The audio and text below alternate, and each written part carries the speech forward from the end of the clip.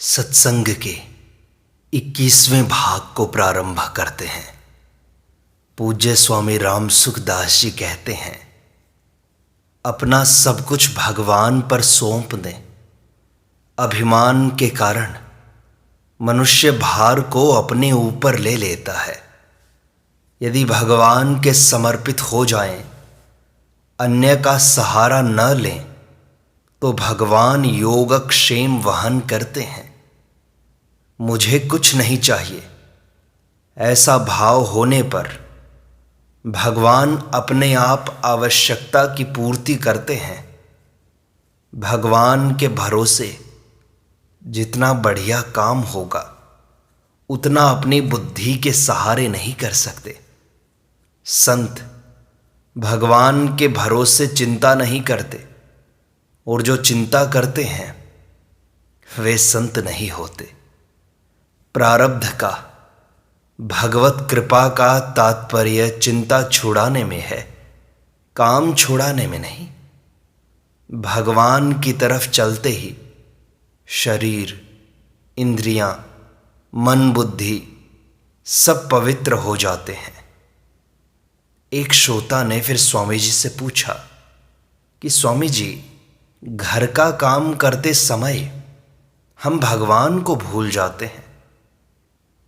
स्वामी जी ने समाधान किया कि आप घर का काम कभी करें ही नहीं, अपितु भगवान का ही काम करें। तात्पर्य है कि घर के काम को भगवान का ही काम समझकर करें।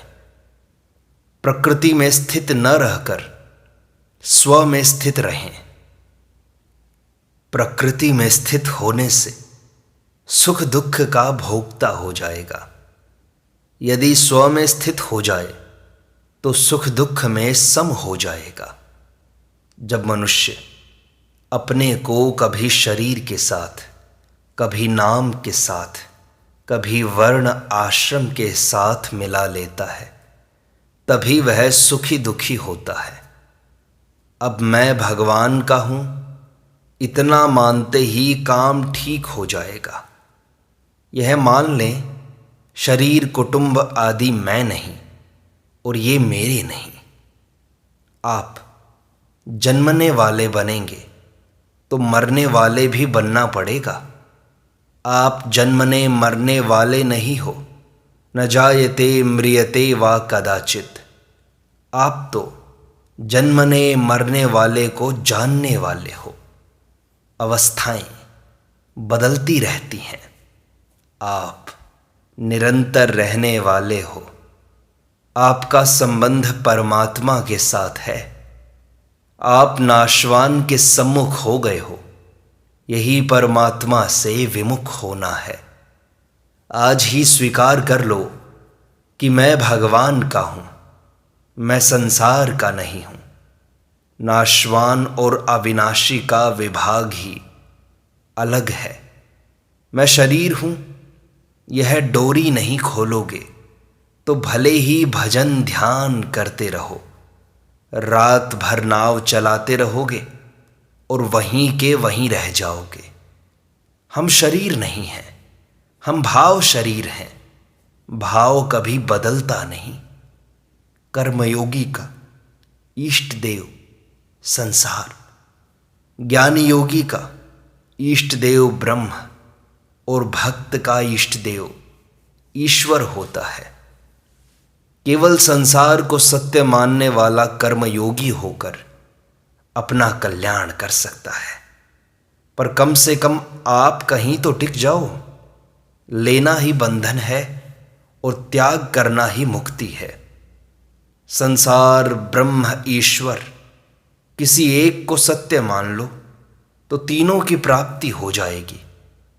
तात्पर्य है कि साधक कर्मयोग, ज्ञान योग तथा भक्ति योग, इन तीनों में से किसी एक योग मार्ग पर चले तो एक की पूर्णता होने पर तीनों की पूर्णता हो जाएगी। जैसा कर्ता होता है वैसे ही कर्म होते हैं। कर्ता निष्काम होता है, कर्म नहीं। मनुष्य कर्मों का सुधार करना चाहता है, पर कर्ता सुधरेगा तो कर्म स्वतः सुधर जाएंगे। मैं भोगी हूं, मैं कामी हूं, मैं क्रोधी हूं, यह कर्ता की अशुद्धि है। यदि कर्ता में यह बात रहे कि मैं सत्संगी हूं, मैं भक्त हूं इत्यादि, तो उसके द्वारा वैसे ही कर्म होने लगेंगे। यदि अहमता बदल जाए तो क्रियाएं स्वतः बदल जाएंगी। आपकी अहमता में जो भाव है वह भाव शरीर है। स्त्री में लज्जा स्वतः है, निर्लज्जता सिखाई जाती है। लज्जा स्त्री का भूषण है, लज्जाहीना स्त्री नष्ट हो जाती है। अगर किसी वस्तु की हमें जरूरत है तो हम साधु क्या हुए? जैसा हमारा भाव, स्वभाव, स्वरूप है, वैसी ही हमारी निष्ठा है। मनुष्य की जैसी अहमता होगी वह वैसा ही हो जाएगा। अगर साधन करना चाहते हो तो भीतर का भाव बदल दो। मैंपन को बदलने में मनुष्य स्वतंत्र है, पर क्रिया को बदलने में स्वतंत्र नहीं है। मैं कपटी हूं, मैं दोषी हूं, तो भी मैं भगवान का हूं, यह भाव मुख्य रहना चाहिए। आगंतुक स्वभाव को असली मत माने। पक्का विचार होने पर मनुष्य विचलित नहीं होता। विचलित तभी होता है जब विचार पक्का न हो। भोगी व्यक्ति दूसरे को पारमार्थिक शिक्षा नहीं दे सकता। त्यागी व्यक्ति ही त्याग सिखा सकता है। आप दूसरे को पतन से तब बचाएंगे जब खुद का पतन न हो। जो अपना उत्थान नहीं चाहता, उसका उत्थान दूसरा कैसे कर देगा? पहले अपना उद्धार करो। गीता में आया है, उद्धरेद आत्मना आत्मानम। धनियों को खराब मानने वाले खुद धनी बनना चाहते हैं या निर्धन? अपने कर्तव्य का पालन करो। हमारा कर्तव्य दूसरों को सुख पहुंचाने के लिए है। कर्मयोग की दृष्टि से संसार ही इष्ट देव है। भक्ति में इष्ट देव भगवान है। भक्ति बहुत सुगम एवं शीघ्र सिद्धिदायक है। ज्ञान में इष्ट देव ब्रह्म है। भक्ति में वासुदेवः सर्वम की सिद्धि में खास बाधा है। किसी को बुरा मानना, किसी भी प्राणी को बुरा मानना और उसकी बुराई करना, देखना, सुनना एवं बोलना, यह खास बाधा है। यह नियम ले लो कि किसी को भी बुरा नहीं समझेंगे तो आप बुराई से रहित हो जाओगे। कारण कि जो बुराई दिखाई देती है वह आगंतुक है, स्वरूप से कोई बुरा नहीं है। मुंह पर साबुन लगाने से चेहरा खराब दिखाई देता है, पर वास्तव में वैसा चेहरा है क्या? अतः वास्तव में भीतर से कोई बुरा नहीं है। दूसरी बात, कोई बुराई दिखे तो ऐसा समझें कि भगवान कलयुग की लीला कर रहे हैं। वे जैसा अवतार लेते हैं वैसी ही लीला करते हैं। आपको परमात्मा की प्राप्ति करनी हो तो दूसरे में बुराई मत देखो। किसी को बुरा समझना, उसका भी बुरा करना है और अपना भी। सब जग ईश्वर रूप है, दोष आपकी भावना में है। आप कल्याण चाहते हो तो किसी को भी दोषी मत मानो। न अपने को दोषी मानो, न ही दूसरे को। साधक निर्दोषता का आदर करता है, दोषों का नहीं। हिंदू, मुसलमान, ईसाई, स्त्री, पुरुष इत्यादि सब शरीर हैं। शरीर से आगे हिंदू, मुसलमान आदि कुछ नहीं है, अपितु ईश्वर का अंश है। स्वयं ईश्वर का अंश है। स्वभाव कारण शरीर में रहता है, स्वयं में नहीं। बर्ताव शरीर के अनुसार करो, पर अपने को शरीर न मानकर भगवान का मानो। सत्संगी शरीर नहीं होता। शरीर को मत देखो, सत्संगी को देखो। मैं सत्संगी हूं, यह भाव शरीर है। भाव शरीर मुख्य है, स्थूल शरीर गौण है। टिकने वाले को देखो, मिटने वाले को मत देखो। मिटने वाले को देखोगे तो कल्याण कैसे होगा? संसार परमात्मा का स्वरूप है और मैं सेवक हूं, यह भाव दृढ़ कर लो। मैं सेवक सचराचर रूप स्वामी भगवंत। सेवा के सिवाय किसी से कुछ मतलब नहीं।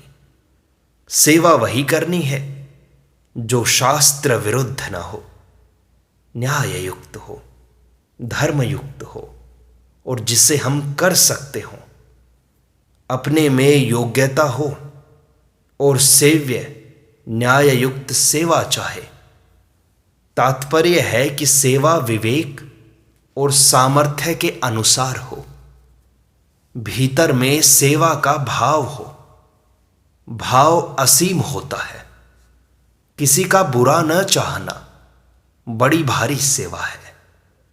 पहली सेवा है किसी का बुरा न चाहना और दूसरी सेवा है दूसरे को सुख पहुंचाना। दूसरे के दुख में सहमत हो जाओ तो उसकी सेवा हो गई। संत किसी का भी बुरा नहीं चाहते। भगवान राम ने रावण को मार दिया पर उसका बुरा नहीं किया। आप ईश्वर के अंश हो, अतः दूसरे के प्रति जैसी भावना करोगे वैसा ही दूसरा हो जाएगा। भावना का असर पड़ता है। जैसे भोजन का भाव होने से मुख में पानी आ जाता है।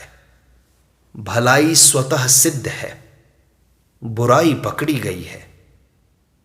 साधक के भाव का दूसरे पर असर पड़ता है।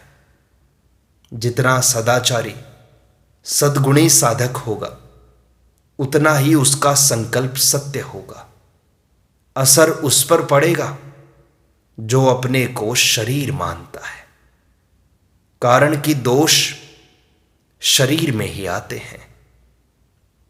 आप शरीर से असंग हो जाओ तो दूसरे की बुरी भावना आप पर असर नहीं करेगी।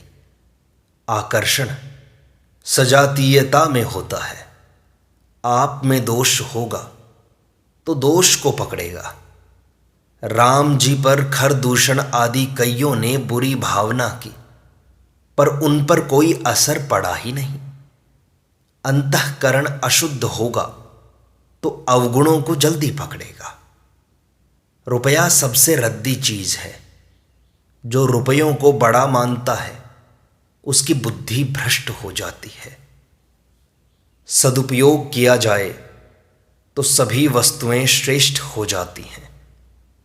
दुरुपयोग किया जाए तो सभी वस्तुएं निकृष्ट हो जाती हैं। रुपयों में स्वतंत्रता नहीं होती, अपितु महान परतंत्रता होती है। कारण कि रुपए आपके अधीन हैं, आपके कमाए हुए हैं। रुपयों से आपकी प्रतिष्ठा नहीं है, अपितु फजीती है। आपकी इज्जत जड़ के अधीन नहीं है। आप लखपति करोड़पति होने में अपनी इज्जत मानते हो तो यह इज्जत आपको निर्धनों ने दी है, धनवानों ने नहीं। किसी गांव में सभी लखपति हों, कोई निर्धन न हो तो क्या वहां लखपति की इज्जत होगी? इसी तरह मूर्खों के कारण ही विद्वान की इज्जत है। हां, फर्क यह है कि धनवान तो दूसरों को निर्धन बनाता है पर विद्वान दूसरों को मूर्ख नहीं बनाता। आजकल न भगवान का, न प्रारब्ध का और न ही पुरुषार्थ का भरोसा है, अपितु झूठ कपट का भरोसा है कि झूठ कपट के बिना व्यापार नहीं चलता। झूठ कपट इष्ट हो गए हैं। किसी व्यक्ति में दोष मत देखो, दोष स्वभाव में होता है, व्यक्ति में नहीं। एकांत सेवन घी दूध की तरह है, जो स्वास्थ्य को भी बढ़ाता है और रोग को भी। यदि आपका मन भजन करने का है तो एकांत में भजन बढ़ेगा। यदि आराम का मन है तो नींद बढ़िया आएगी और सांसारिक चिंतन भी बढ़िया होगा। आप खुद बड़े मत बनो। बड़े बनोगे तो अपने से बड़ा परमात्मा दिखेगा नहीं। बड़े बनने से ही माँ का आदर नहीं करते। छोटे बने थे तो माँ का आदर करते थे। शरीर का होकर फिर अपने को भगवान का मानते हैं, यह गलती है। हम पहले भगवान के हैं, शरीर के बाद में हैं। शरीर से पहले हम भगवान के हैं। हम तो पहले से ही भगवान के थे, हैं और रहेंगे। हम किसी भी योनि में चले जाएं, भगवान के साथ हमारा संबंध अखंड है। स्त्री, पुरुष, ब्राह्मण, क्षत्रिय, साधु इत्यादि स्वांग तो हमने पीछे धारण किए हैं। हम स्वांग के नहीं हैं, हम भगवान के हैं। यह नया संबंध नहीं जुड़ा है, अपितु भूल मिटी है। दुर्गुण दुराचार हमारे साथी नहीं है। कपूत भी पूत ही तो है। भगवान की सामर्थ्य नहीं कि आपको अपने से अलग कर सके। अपने आप को अपने आप से दूर कैसे करेंगे? हम भगवान से कभी अलग थे नहीं, हैं नहीं, होंगे नहीं, हो सकते भी नहीं। सभी शास्त्र अज्ञानियों के लिए हैं, तत्वज्ञानी के लिए कोई शास्त्र नहीं है। तत्वज्ञान होने पर ऐसा अनुभव नहीं होता कि मैं पहले अज्ञानी था, अब ज्ञानी हो गया। यदि ऐसा अनुभव होगा तो पुनः अज्ञान हो जाएगा। गुरु नया ज्ञान नहीं देता, केवल भूल मिटाता है। मानो गाय का घी ही गाय को देता है। असली गुरु चेला नहीं बनाते, गुरु ही बनाते हैं। अपने साधन का आग्रह होने पर बाधा लगती है, प्रेम होने पर बाधा नहीं लगती। अपना आग्रह न हो तो भक्ति की बात सुनने से ज्ञान मार्गी गदगद हो जाएगा और ज्ञान की बात भक्ति मार्गी सुगमता से समझ लेगा।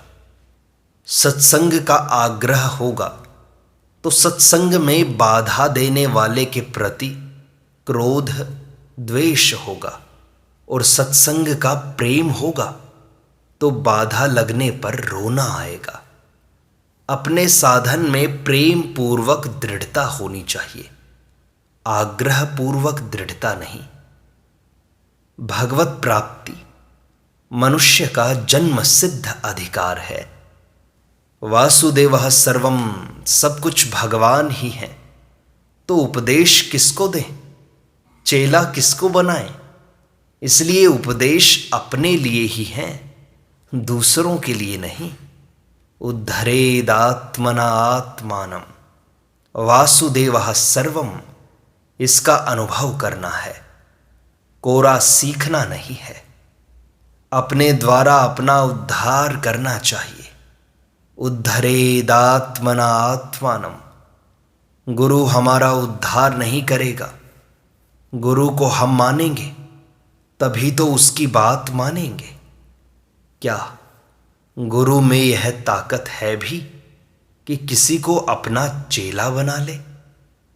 चेला तो खुद ही बनेगा। आत्मैव रिपुर आत्मनः, आप ही अपना शत्रु है। ऐसा कहने का तात्पर्य है कि कभी किसी को अपना शत्रु न माने। शत्रु मित्र अपने ही बनाए हुए हैं। भगवान के राज्य में भगवान के रहते हुए दूसरा हमें दुख दे दे, ऐसा हो ही नहीं सकता। कोई आपका कितना ही अनिष्ट करे, वह आपका शत्रु नहीं है। वह तो आपके पापों का नाश करता है और आगे आपकी उन्नति करता है। वास्तव में हमारा अहित करने वाला दूसरा कोई नहीं है। एक श्रोता ने पूछा कि भगवान सबका कल्याण क्यों नहीं कर देते? स्वामी जी ने कहा, जगत भगवान की दृष्टि में भी नहीं है और महात्मा की दृष्टि में भी नहीं है। फिर भगवान किसका उद्धार करें, किसका पतन? भगवान की दृष्टि में उनके सिवाय कुछ नहीं है। मया ततम इदम सर्वम, अतः भगवान सबका कल्याण क्यों नहीं करते, यह प्रश्न बनता ही नहीं। भगवान कैसे हैं, उनका स्वभाव क्या है, यह हम नहीं जान सकते। केवल अपनी बुद्धि से अटकल लगाते हैं, कल्पना करते हैं। भगवान हमारे जैसे नहीं हैं। जीव खुद दुख चाहता है, दुख मोल लेता है, फिर भगवान उसका उद्धार कैसे करें? अपने सुख को रेत में मिला दें तो आनंद की खेती होगी। सुख की इच्छा छोड़ दें तो आनंद मिलेगा। सुख की इच्छा ही पतन का कारण है। गीता को मूल देखने से जो अर्थ समझ में आता है, वह टीका देखने पर नहीं आता। टीका तो अपनी दृष्टि से संप्रदाय के अनुसार लिखी जाती है। गीता तो दर्पण की तरह है। आप मूल गीता पर विचार करें, टीका पर नहीं। सती जी, नारद, गरुड़ आदि को भी भ्रम हो गया। सगुण पर विश्वास कठिन है, क्योंकि विश्वास नाशवान वस्तुओं पर हमने खर्च कर दिया। वासुदेवः सर्वम कठिन नहीं है, विश्वास कठिन है। गोपियां, ग्वाल बाल, खग, मृग, राक्षस आदि भी भक्त हो गए, पर ज्ञानी कितने हुए? ज्ञान मार्ग को गीता में जितना कठिन बताया है, उतना कठिन भी मैं नहीं मानता। केवल भगवान पर विश्वास करो, उनकी शरण में चले जाओ। विश्वास का उपाय है विश्वासी संतों का संग करो, उनकी वाणी पढ़ो, उनकी वाणी सुनो। इस प्रकार सत्संग का यह भाग संपूर्णता को प्राप्त होता है। शेष अगले अंक में।